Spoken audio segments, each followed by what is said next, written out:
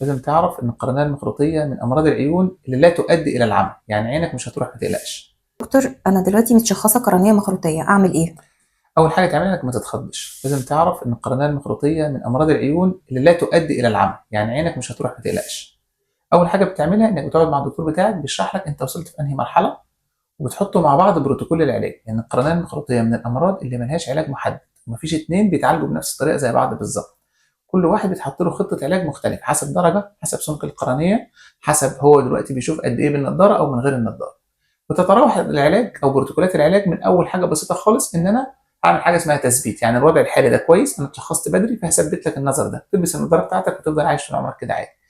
تاني حاجة، أنا في مرحلة أكبر شوية ممكن نزرع لك حلقات بحيث نقوي القرنية شوية، بعد كده نعمل عليها تثبيت.